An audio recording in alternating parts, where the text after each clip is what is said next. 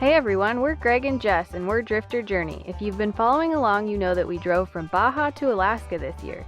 In the last episode, we explored Kachemak Bay State Park near Homer, Alaska. Check out our last video to see us leave the van for a night and go camping.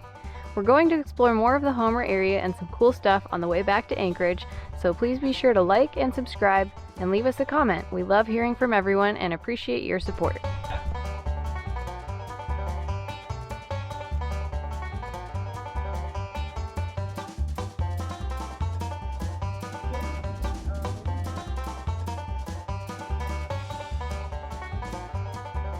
Okay folks, we are here at Bear Creek Winery.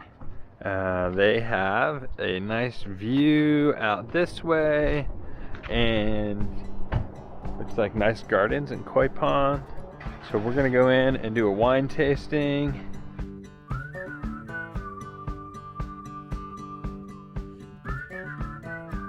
Have you heard about summer snow? When it falls on you, your blood runs cold.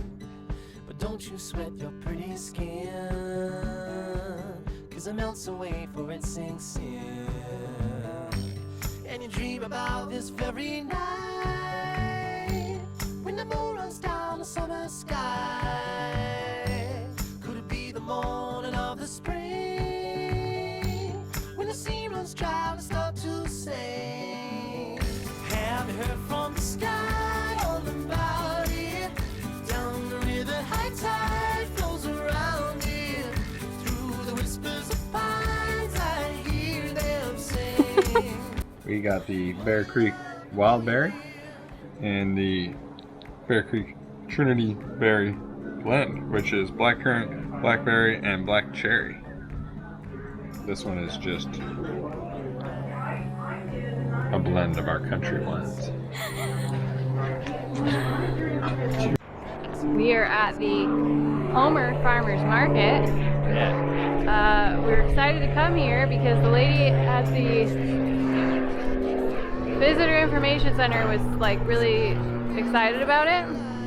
But I'd say maybe 10% of the booths actually have vendors at them, so this might be a quick little excursion here. Have you heard from the sky all about it? Down the river, high tide flows around it. Through the whispers of pines, I hear them sing. The more you love, the more you live. Thank you very much. Thank you. What did you get, babe? Sourdough blueberry Muffin? thingy. Blueberries look good. She grows her blueberries. Yeah. It's really good. Hi. I'm just looking to get, I'm good, how are you? Good. I'm looking to get one of these heads of lettuce. Aren't they pretty? Yeah. Yeah, I think I'll just grab this one right here if that's okay.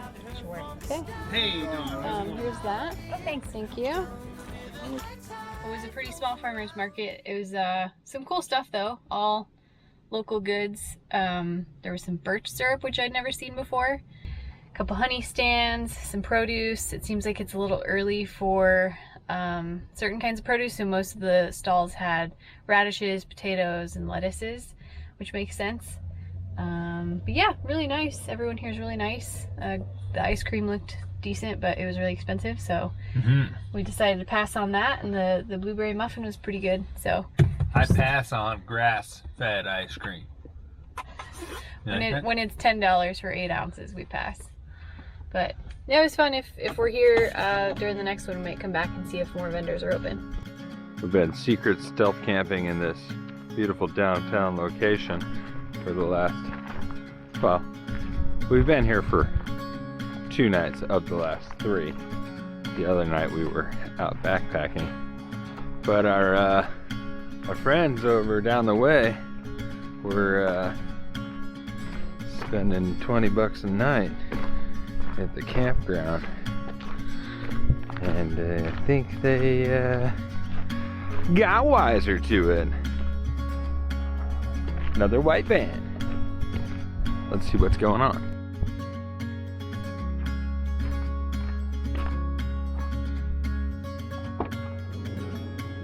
hot. You pooping in there? Not right now.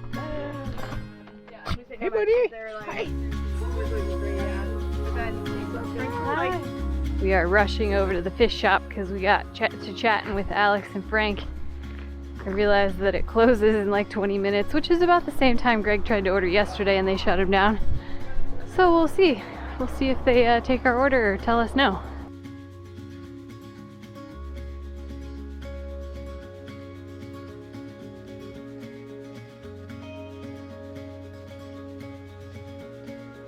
He took our order. So we are getting, oh my gosh, that's a lot of food. Yeah. Greg ordered the 6-piece combo, which was 3 pieces of cod and 3 pieces of halibut with fries. So we're gonna dig in. It looks really good. It was $30 for this. Yeah. But I would say that's a That's decent the best deal so far we've considering seen on how fish much and chips, food for there sure. is there. So.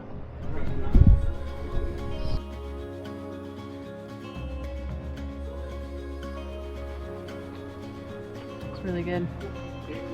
The batter's like super crispy and flavorful. It's not good. Yeah, I'm happy.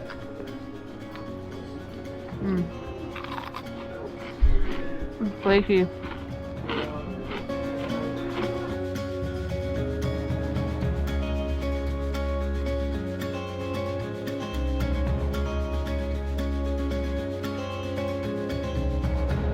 Well guys, that wraps up our time in Homer. We got a lot done here, and we are going to slowly make our way over to Denali, which we have reservations for in a week. So you'll have to see what we get into on our way over there. We've got quite a few little towns on the way. We haven't really made any plans, and we're not really sure what to do yet. So yeah, we got 10 hours to get to Denali, I believe, and 24 minutes from our next camp. So let's see how this goes. We are up here in Alaska, out of Whittier in the Portage Valley, going on a hike today, going to look at some glaciers. Also, bear safety, important. If y'all were with us for our last video, you saw that we were having some tire brake wheel issues. We did take the van into Alyeska Tire in Homer. Got a tire rotation for 50 bucks and had them do a brake check, and they said brakes are just fine. I told them that the noise was coming from the back left, and they said they didn't see anything. So we have an appointment at Midas tomorrow. As you can see, it's getting much worse. So hopefully they can figure it out, but I'm leaning towards wheel bearing issues, which seems kind of weird because the van's only got 17,000 miles on it, but we'll try and get that figured out so we can feel good about the rest of our journeys up here. What's the saying, guys? Slug is a bug on a rock? snug as a bug in a rug. Exactly. First wildlife sighting of the day, folks. We did see a brown bear yesterday. Yeah, that was exciting. First bear in Alaska at all. Yeah. So we're hoping for many more. Let's put him back somewhere happy.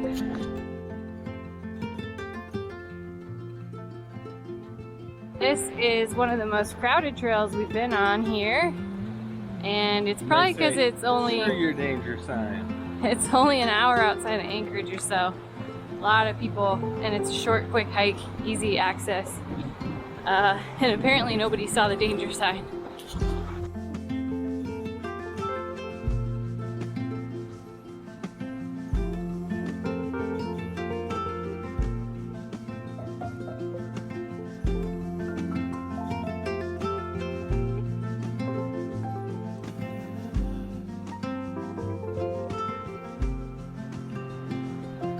Byron Glacier up there. You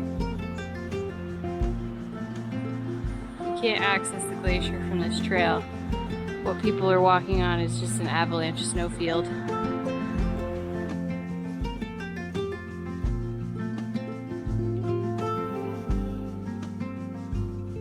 And that's Byron Glacier. Pretty exciting stuff. If you're looking for a pretty easy hike around the Whittier area, this one's good. We're out here. So we got a wild hair to try to investigate this tidal bore situation. A couple people had recommended something, that's something that Greg do, which is surf the tidal bore in the Turnagain Arm outside of Anchorage. And we're just hanging out trying to kill time because we think we got our brakes fixed. So we came out here to this spot. Tide is still rushing out.